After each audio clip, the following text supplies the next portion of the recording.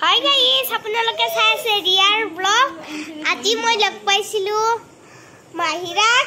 তো মই বহুত ফূৰ্তিত আছো, সেইটো কাৰণ আজি এয়া এফালে আমি ৰাইজ সকল চব বহি আছো। আহক, এয়া এইটো হৈছে মোৰ দাদী আৰু মোৰ জেঠিমাই আছে। এইটো হৈছে মোৰ জেঠি, তাই সিফালে আছে খুৰীমাই।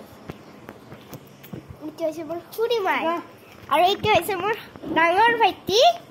ডাঙৰ ভাইটি এক নম্বৰৰ ধুমাটো হৈছে ডাঙৰ ভাইটি, 2 নম্বৰৰ ধুমাটো হৈছে সৰু ভাইটি। এতিয়া মই চবকে চিনাকি কৰি দিলো। আজি মোৰ ব্লগটো পুৰা দীঘল হ'ব দেই, আৰু মই আজি ষ্টেটাছো দিছো দেই মাহিৰাক লগ কৰি।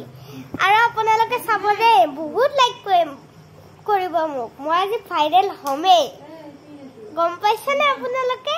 মই আজি হমেই ভাইৰেল। এতিয়া মই পঢ়িব আৰু এনেকুৱা কৰিছো।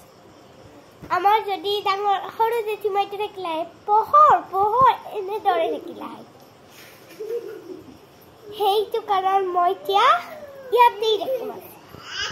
মোৰ যেতিয়া সৰু জেঠিমাই নাহিব তেতিয়া মোৰ বহুত শান্তি হয়, কাৰণ মই পঢ়িব নালাগে। আৰু যেতিয়া আহিব সৰু জেঠিমাই, পঢ়ৰ এনেকেই থাকিব। দিনটো ৰেষ্ট পাব নিদিয়ে, স্কুল যাওঁগে দিনটো শান্তি।